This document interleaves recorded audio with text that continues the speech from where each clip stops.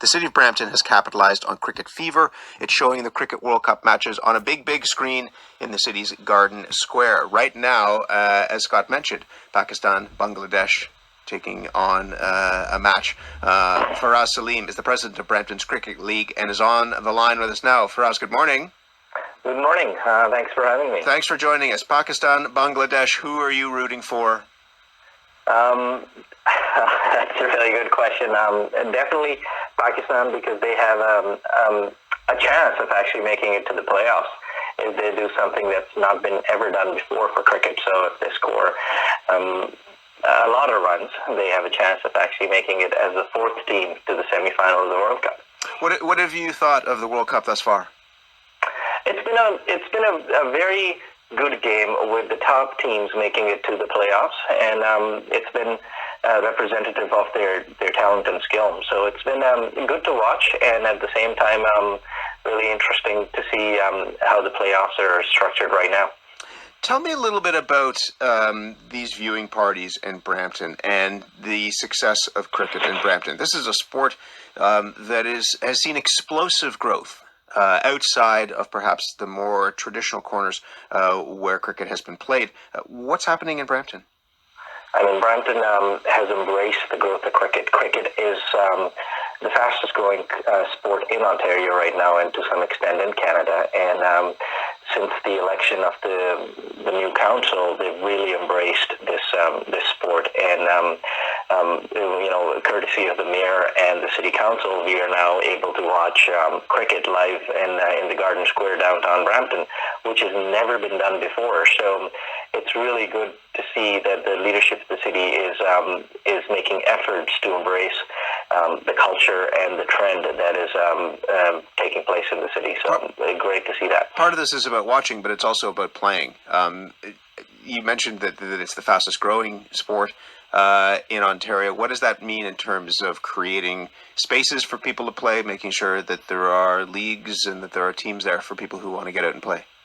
Yeah, I mean, it's definitely the fastest growing, because I'm the president of the league in Brampton here, and we closed our membership last year in December for the summer 2019 season. Wow.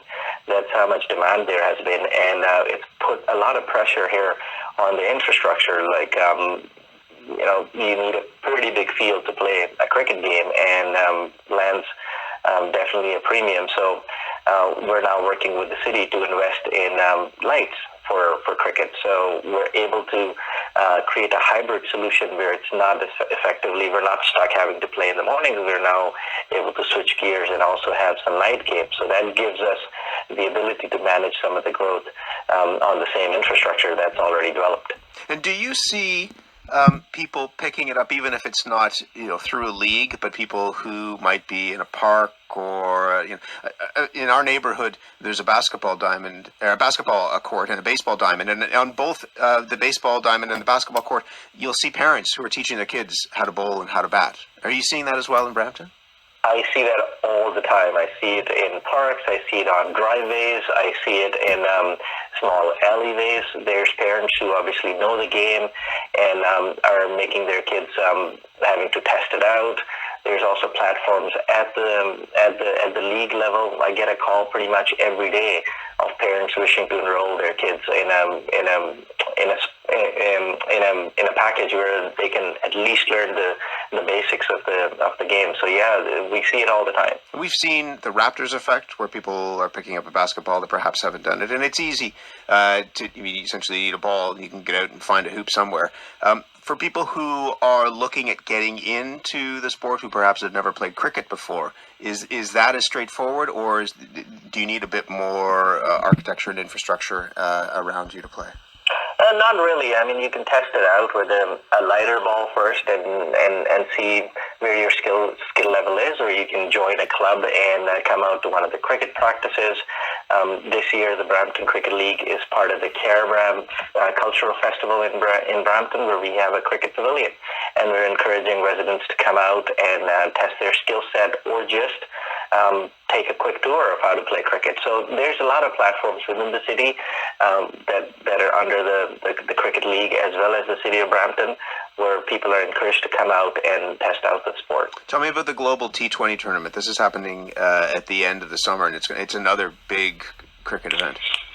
Yeah, the GT20, as it's called, is starting July 25th, and it's definitely something major for the city of Brampton. It took place last year in King City, and King City being so far away from the centre of cricket in Ontario, this year it was great to have them hosted in Brampton. So the tournament's expecting lots of international players, some big superstars, as well as current active players. So it's definitely going to be a big boost for the city of Brampton, as well as the residents and cricket in general in the city here. You have to be, I'm sure, very professional in your position as the president of the Cricket League and not show any bias to one team or another. But in your heart of hearts, who do you want to see in the final of the World Cup?